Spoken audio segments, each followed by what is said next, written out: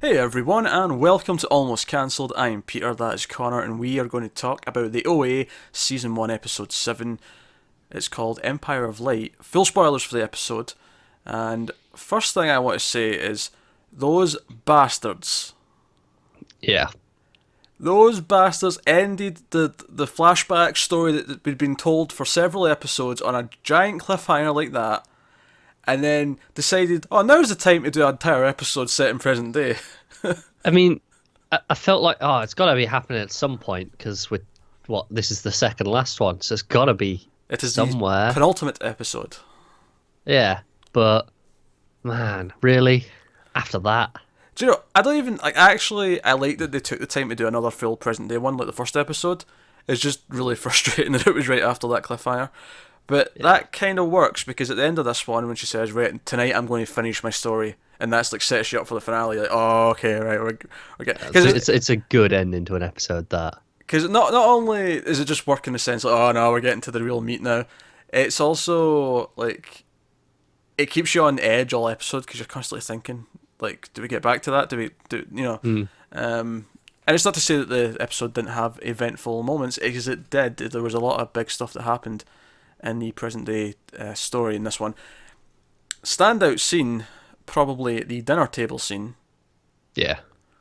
where Prairie goes with her parents, or OA. I should call it OA, really, shouldn't I? I should really switch. Yeah, everyone is now, It, except the parents. do you know what? It's because it doesn't sound like a name. I think that's why I have trouble saying it when I'm referring to her as a person. It's because it's a title more than a name. Yeah. Because she isn't just OA, she's the OA. So it is a title, not a name. So the OA and her parents take the advice of Riz Ahmed, who's the counsellor, grief guy at the FBI, and to have a normal night, do something normal that a family would do to feel less stressed. Because obviously the episode starts with her having a nightmare, a premonition, and we'll talk about what she might have seen or what we might have seen in that. Yeah, it's like the most vague premonition we've seen yet. Yeah, it's because we see like a cutlery like tray falling to the ground, and we hear a gunshot, and we see some glass, I think. Which, by the way, I loved it when she was telling this to Riz Ahmed's character, and the camera's up sort of a bird's eye view style, going down. So not only is she kind of describing a similar room to this because she's mentioning all the glass ceilings, it looks like a maze. Yeah. And I'm not referencing Westworld here, right? She's talking about how things are a puzzle. And it's a nice callback to when she was talking to him in the last couple of episodes when she had the puzzle, the board with the ball. Yeah. And she was talking about being off the board and on the board. And I thought it was a nice little stylistic callback in the camera work to that. Yeah, I agree. I do think the actual dream was interesting though because the other premonitions have been very clear images. Like this is clearly what they're depicting. Whereas this feels a lot more like flashes of moments rather than a clear, defined picture. Maybe the future is not set. Could be. I don't know. That's my first guess. But it's funny though, because when after she wakes up and her dad comes in and like tries to comfort her, and she has almost like a little moment. She's like, "Are you mad at me? Do you hate me for running off?" I thought the note explained it, and he and I almost brushed it off at the time. He says, "Oh yeah, I'd forgotten about the note." Kind of thing. And I sort of accepted that as you hadn't thought about it in such a long time because it's been 7 years. Yeah. But then the scene when they're waiting outside for her at the FBI's building, and he like turns to his wife and says, "Did she leave a note?" Yeah. It's like, did she read it and hide it, get rid of it, or did she never leave one? Yeah. Or did she leave one? They never found it. Yeah. But it seems like she might be lying, and she hid it, and I don't know why. That was the impression I got was that because she looked uncomfortable when he was asking her about it, Yeah. was that she'd seen this note and never showed it to him for whatever reason. I'm curious how much of this present day stuff will get resolved next episode, because I feel like we'll have a lot of flashback. Yeah. Next episode. It seems like that's what the focus will be, but I mean, it could be 50-50 for all I know. But yeah, so they go to the restaurant to be normal and do something normal, and I wasn't sure about this scene at first, but they start talking about this guy, like, wait, have we heard this name before? Am I forgetting something? But it becomes quite clear, no, this was a boyfriend she had just when she was blind before she ran off, and this is like part of history. And this might be the funniest moment in the entire show. And I mean this. I burst out laughing when she said he only liked me because I couldn't see him. Yeah, Talking about this boyfriend. it's harsh. I think it's her dad like choking up on his drink because he's laughing as well because it's such an absurd, like, funny line. And it's the idea that he maybe goes, yeah, probably a good job you didn't see him. Yeah, because it's a sort of thing though. Like, it doesn't matter what you look like. If you started dating a blind person, your friends would make jokes. Yeah, They would make jokes about that's why, you. fairly so, because friends should make jokes about everything like that. Aye. I'm not disputing that it should be happening, but they would, and it was really funny to hear someone who used to be blind, Yeah. almost be aware of it themselves and Yeah, just crack a line about it. But that was funny. But that was before the scene got deeply uncomfortable. yep, And there's a lot that builds up to this. We have this girl who comes up with her phone and wants a selfie with OA. She's like, "Oh, you survived all this. You're an inspiration to me." And so far, it's like, okay, this is kind of awkward, but it's whatever. It's kind of normal and fine. And then she's like, "How you were beaten and raped," and this was an assumption. And at least as far as we've seen so far, there was no sexual assault in this time. there was barely any beating either, really. No, there wasn't. No, you're right. There was no beating, but there's definitely been none of that so far. Yeah, Mental abuse, sure. Like, certainly well, yeah, what's happened's not been good, but it's these assumptions that it's like, oh, well, when we get kidnapped, of course it was for sexual reasons, kind of thing. This assumption that people, and our mum can't handle this, and she starts freaking out that even she doesn't know what happened, because it goes back to the first episode when she asked her, and OA basically said, like, I don't want to tell you. Yeah. I don't feel comfortable. And this is when she says, what, she starts, mum starts freaking out, and she's like, what about those scars on your back? I want to know who did that to you. Who did, She's like, I did. And I'm like, oh, she said it. it's like, where's this going? What's she gonna do? And I couldn't believe she just started saying everything. Yeah, So she's like, it's to remember the 2 of the 5 movements, which will open a portal to another dimension. And then this is the first time it's been said in the show, because I'm the original angel. Which Yeah. I think is genius. I think it's genius leaving that phrase to this scene, so that when our mother hears it, and it's the most absurd thing in the world, it's the first time even though everything we've seen supports it. yeah, but they haven't heard any of this story. We've heard it. The other people have heard it. Those two, not a thing. Which actually makes it really effective that we've not seen them in like 3 episodes for the most part. Yeah, because you almost forget about them in the same way that she kind of has, to a degree. Like, because there are other scenes where she talks about how she doesn't really care about them, almost. Yeah, she talks about them as if she doesn't really like them that much, like because they put her on meds, because they don't understand.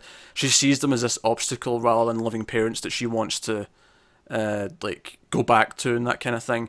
And the fact that she has just discarded them, kind of like the show has. It's like, oh no, we don't care about them. We're not going to see them now. Their part's done. Yeah. And to have them come back in like this and have the mother be hurt that she's been left out actually works in a really good like structural way. Like the structure's actually helped like build what that really feeling clever. is. Yeah, and I think that's really really smart stuff. Even smarter than that, I think as well. Obviously, she hits her, and obviously the little mini twist in this scene is that Alfonso works here. He's a waiter, which Yeah, and we know he was a waiter in a restaurant because they've mentioned it already because of his multiple jobs. yeah, he's mentioned he had a couple of jobs, so it wasn't unrealistic. It was just nice little. Yeah, and it Makes doesn't sense. feel like they're in that big a town, and it's kind of Nah. a local place. So it's like, I buy it. No, of course he's there. Yeah, and it's just kind of awkward when he first shows up. But after she gets hit by her mother, he immediately comes up and says, "OA, do you want to get out of here?" And he calls her OA in front of them, which Yeah. I can only imagine what's going through their heads They're when he like, says who the that. hell is this? Why are they calling my daughter that?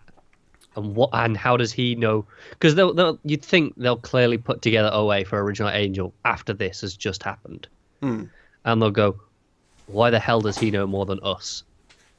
Which is just clearly uncomfortable for them. Yeah. And also, it kind of, in retrospect, actually makes me understand his scenes with his mother a little bit more. Because the next scene, because he drives her home, or not home, he drives her to the house, the meeting house.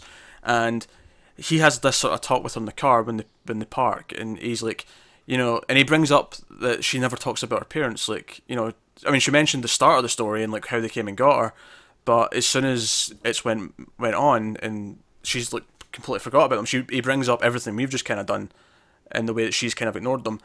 And it's funny that coming from him, it almost has more impact because we know that he has a very troubled relationship with his mother, and it's a very weird thing. But he's grilling her in not looking out for her parents or not caring about her parents in the same way, because he doesn't really like his mother. He may love her, but he doesn't necessarily like her. Like, she makes his life difficult, but he's still kind of there for her. He's still not just dropping he's and the running. That's the reason he's at the restaurant being a waiter anyway in the first place. Yeah, because she claims she has a condition and she can't work, was, I believe, the phrase that he used.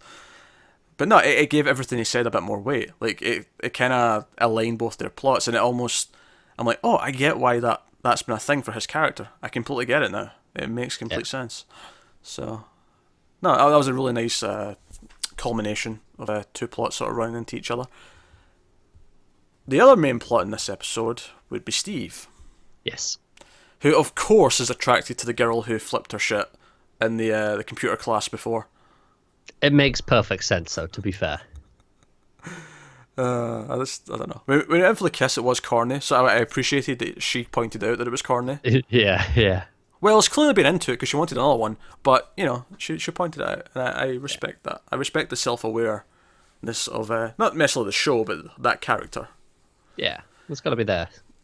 Yeah, but basically his dad finds out that he punched the kid in the throat in episode 1, I believe that was, and we know there's been this looming threat of him having this sort of reformed military school come and take him away, as if he's a criminal almost, like that's how they operate, because he's such a troubled kid. They just kind of grab him and take him. Yeah, and... Oh, actually, this is a weird thing to mention. Seeing the restaurant scene... after the girl comes up for the photograph and she goes away, and we first see Alfonso as the waiter. He's asked to go and get them some water, but in the shot where he's walking away, there's like 3 glasses of water on the table and they're all full. It's a minor nitpick, but it's just like, you couldn't have like emptied her glass a bit so it looked like she needed a refill. I get that. It was like, she needs some water, she's distraught. There's a full goddamn glass right in front of her. Not even like your 2 glasses, her glass is full. Anyway. Can't say I noticed, but... So Steve's pulled out of the house by these 2 guys who work for the reform school, and he's like restrained and everything. He's got like, you know, the zip tie sort of restraints around his wrists. But Betty sees this happening. She's like happens to be driving past. You know, she's driving because she was just like staying by with OA to like tidy up the house. Yeah. And she follows them. And it's funny because she phones the principal of the school and grills him for letting him, you know, like informing the parents of what happened, because it came from social media where people found out. Yeah, it was a subtweet. Yeah. And she's like, yeah, but that was before. And he's like, before what? Before we met at the I shouldn't say that, I'm a teacher. Let me think. I'm having a sandwich, let me go. I'm having a sandwich. Might be the best That cracked me up. quick fix like excuse I've ever heard in my life. I'm having a sandwich. Go away. Oh dear. But I think it's funnier that she phoned him and then used the excuse as well. And then used the excuse of him having a sandwich, yeah. No, so she follows him to a gas station where they've pulled over to get snacks or drinks or whatever, and she like gets to him and is like, okay, I've got a plan. Shout that you're being molested, you know, when they take you, you know, say you need to pee, and then when they let you go, like shout you've been being molested, and I'll be a stranger who backs you up. And it doesn't work. It's actually kind of cringeworthy when she's trying to like shout at him, and Steve's too embarrassed to actually shout that he's been molested. Yeah, and there's no one around either. Well, there's one guy there, but he just kind of like ignores her and goes into his car like he doesn't care, which it's quite a depressing reaction in all honesty. But she ends up, because she was talking earlier in the episode to OA about how she doesn't want to use this money that she got from her brother, from his will. This $50,000, she doesn't want to use it. It feels, you know, like she's like, oh, maybe I'll get a fridge or a TV, but I feel weird parting with the check. So she ends up using it to bribe these 2 guys. And, you know, if you're reading into the show, it's maybe like an example of fate. Like, she had that money on her. She had that check ready to go to use for this purpose. So she does that, and get some out of that. But obviously there was some stuff, other stuff that she was talking to Oe about, and Oe is talking about the future and how it's dark. Not in a, even she says this exact phrase, not in a bad way. It's just dark that you can't see it. Yeah. You know, you illuminate as you go. You know, that's kind of, and I can't help but wonder if that also ties into her premonitions in a weird way, where it's dark and it doesn't make sense and you can't quite see it or understand it. Yeah, I wonder if it'll be like as it gets closer, they get clearer, maybe. Well, because she talks to the counsellor about it, and she's like, yeah, like, I had this one when I was young, and I didn't act on it at all. When I was 21, I had the one with the Statue of Liberty, my father, and I thought I interpreted it right, and I thought I got it the way it should have been gotten, and it didn't quite happen. It was the way she thought it was going to. Although I'm thinking it was what was meant to happen, but Could well be. She thinks she misinterpreted it. yeah. Whereas this one, she doesn't even have a clue what it is, and his advice is to just, own it, let it happen. Like, if it's supposed to happen, it's supposed to happen.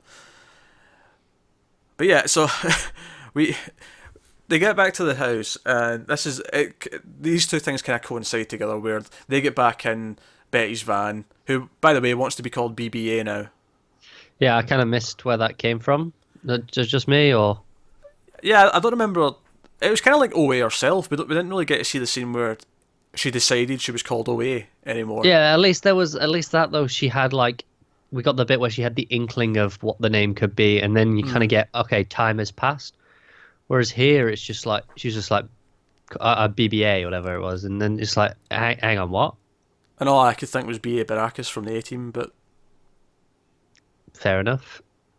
I just was like, where's this come from? There's been no do any of build up to those? this at all. Yeah, That's what I was saying. Is it like they've all taken a new name? But or did some of them already have it? Because like Buck's not the original name. French isn't Alfonso's real name. Like yeah, they already kind of have their name. Steve doesn't have one yet though. yeah, maybe we'll get that then. Maybe. But of course, that's all comments at the same time, and Steve rushes in, like, demanding to speak to OA. He's like, he's freaking out about what was happening. And I actually really liked a lot of his scenes. It was kind of like life was kind of working out for him a little bit, early on in the episode. We see him, like, training them to do the movements, because he's a personal trainer, so the idea that he is good with physical body instructions. Yeah. And he's joking around with them. I actually even, something, small thing, but I really like the scene where he's, like, running a little bit late because he was with that girl. And he runs into them as they're all walking up to the house, and they're sort of joking with each other, and they're making fun of him because he's with a girl, and he says he hates them all. It feels like friends bantering. But even when he goes into his house and his dad's like, "Oh, I found out what's happened," he kind of goes, "Right, let me go upstairs, take a shower, and then we'll talk about it." It's very mature. Yeah, the way he reacts. He's planning a response. It's very practical, and it isn't like the lashing out of that we've seen from him before. Yeah, because we see him like in the shower. He's sort of like talking to himself. He's thinking like, all right, I made a mistake. I messed up. I'll pay you back because the dad mentions he had to. I want to take responsibility for this. Like it feels very mature. Yeah, because the dad mentioned that he had to pay the medical bills for the kid, and he's like, no, he's going to plan to pay him back. He's going to like have a serious like sit down conversation about how he messed up and so on. And it's almost like this act of them coming and getting him and they treat him like a criminal. Like they flat out like take him out as if he's like been arrested. Yeah. And he's like kicking and screaming and whatnot. It's almost like this makes him regress for a brief time. Where here at the end, he's in and he's like shouting at always like that. This is all bullshit. What are you doing to us? You're just wanting us to help you. This is and he questions why she picked him. And when she tries to hug him, which again was a nice little sort of tying in from earlier scenes. Going back again to the scene with the counsellor, there was a lot discussed in that scene. Now that I keep going back to it, he was telling about how hugs are just like a sort of, you can put a barrier around the pain, is the way he put it. And she tries to hug him to help with his barrier, which again is a big step for her because we know from the first episode she really did not want to be touched. Yeah, like there was multiple scenes of, especially with Steve as well, where she was just pulling away constantly. Yeah, and she goes to try and hug him, and he tries to ask why him, and she denies it was just like I seen you doing flips, so you're physically capable. And he acts out by stabbing her in the leg with a pencil. It's gotta hurt, innit? That's your response. Not as much as what she's just gone through, but still probably not that nice. I was almost wondering there was something magical was about to happen from the wound. Really? Yeah, just I don't know, because I knew the episode was like wrapping up. It was getting towards the end of the, Yeah, yeah. and I was just like, I was like, oh, there's going to be a big moment here from this, like Or maybe start. like it healed itself or Yeah, something like something that. like Yeah. that. But no, so but then she just keeps hugging him. Like she doesn't let it phase her. Like everyone else is shocked, but she just sort of like, no, no, no. I'm comforting him. Like he's the one who needs help right now. Yeah. Which kind of goes back to the first episode when she went to see Betty and she talked Betty out of expelling him. He's like, no, no, he needs help. He's the one who's messed up here. He needs to find his way. I mean, it's horrible what happened to the other kid, and yeah, he needs to sort of pay for the consequences. But like abandoning him and getting rid of him, and oh, that's not my problem anymore. Like, Well, yeah, isn't it's the idea. It kind of is the idea that obviously a lot of this is about her being a prisoner and stuff. And in actual prison isn't supposed to be just a punishment in general. It's rehabilitation, and that's kind of what's going on with him there. Don't just punish him, make him better. Yeah, and even the way when he asks, "How did you survive down there all that time?" As if he right now feels like he's in prison. Like they're all imprisoned in their own ways, kind of thing. Yeah. And she's like, because I wasn't alone. Like that's how I survived. And you know, it makes for this nice moment, and it sets up the final moment of them. You know, I was like, I'm going to finish my story tonight, and it cuts to the little symbol like it does at the end of every episode. One random observation from earlier on. See the scene earlier on when they all meet up and they get into the house early on before they start practicing the motions. There was a couple of shots that made me think someone was hiding in the house. Really? It was when they were walking up. There was a shot from a window up above, from inside, looking down. I thought, is that a POV? That's typically like yeah, I get what you mean. And then when they went inside, there was another shot behind some of the wooden sort of beams. It was like, is someone hiding in there? And I was almost like, oh man, is Hap going to like pop out in present day, like, or you know, something like that, like he's tracked her down if he's still around. I mean, we don't know if he is, but if he is at this point, maybe you know. And then there's nothing to say there wasn't anyone there. I guess, but I was almost like, I guess like I was expecting like a reveal at some point in the episode Yeah. of like someone was there, but it never came. Maybe it's just a seed they've planted for later, or maybe I'm reading into it too much. If I am reading into it too much, though, I do feel like it's maybe a slight mistake in the filmmaking there. I think the filmmaking's been generally really good, but I think those two shots were clearly kind of, Yeah, they are very typical of what you do in that, like especially the one out the window. yeah. Now that you've mentioned it, is very typical thing to do to show someone's watching you. Because I was getting really tense when they were going in, as if someone was going to, whoever it was, whether it was present day Hap or Yeah, someone else, or even if it turned out to be like the military guys coming for Steve or something like that, like whatever. But I was expecting something. it's Katoon watching through her portal. Well, to be fair, looking through windows and water has been a big thing. Yeah, This, so you don't know. I mean, just an idea. You never know. No, anything else I've glossed over that you would like to discuss? I don't think so. I think that was, let's say, because it was just all in the present. It was kind of almost straightforward in that sense, where it was just these are the two big things. Let's do those. Yeah. It was the two major plots, and I think Jesse and Buck got the short end of the stick this episode. I feel like they kind of have all season, to be honest. Kind of have, especially Jesse. I feel like I barely know him. We got like one scene of him and his sister watching Stranger Things, and that was pretty much it. That is it. He has kind of seemed like the odd one out around for a lot of it. But we've spoke about how they may all relate to the group in the cells in the past, and does that make him like the Renata who showed up late kind of thing and isn't as part of the group as the others? It could be, yeah. I don't know. Who knows? I'm sure we'll get any answers we need. If there's a chance that they don't really do anything with him in this last episode, and I feel like it will be just because we needed 5, and it will be a little bit disappointing that a couple of them didn't get fleshed out at all. But Yeah, there's only so much time, isn't there? Especially when they have shortened down a bunch of these episodes to be tighter on the main plot. which I can't really fault them for either, though, because the pacing That's the thing. does Like, help from it. it is a benefit to the overall, but at the same time, these few characters have suffered a little bit. So it's like you can't have it both ways, though, can you? But then again, like, do I want them to make up like a plot for him so he's got something to do? Yeah, does Or- every character need to Yeah. have a thing? But I just don't know who he is, really. Yeah, beyond just being Steve's friend. Yeah, like he was there, okay. Like, what's he actually doing with them in the group? Why is he there? That's what I don't really get. No, maybe we'll get something. Maybe we don't. Maybe that'll be like a season 2 thing to Yeah. explore. I don't know. Especially when I feel like that this next episode will probably be past heavy, but then I could be wrong. Well, It feels like it has to be to wrap up her story, but then we've got to have a reasonable chunk in the present to kind of conclude / set up. given how much the stuff it feels that there's left to do, and that they've only got one episode left, I feel like it'll probably end with walking through the portal, but we won't get to see what's on the other side. We'll get the big moment of the Yeah. opening, and it'll be really dramatic, and it'll end with just cut. You don't get to see, Yeah, it's very reminiscent of another recent Netflix show. which did get renewed, and That's true. hopefully this does too. I mean, obviously I've not seen the last episode yet, but I think it's interesting that the last episode is a relatively shorter one. We feel like there's a lot left that needs to be done, like in the past and the present. So I'd feel naturally this should be longer, but then clearly it's not for whatever reason. well, that's episode 7 of the OA. It leaves us one left, it leaves us the finale, which we will have up later tonight, so you can look out for that. Let us know what you thought of this one in the comments below. Like and subscribe and all that stuff, it helps us out a lot. If you do, thanks for watching, guys. We'll see you next time.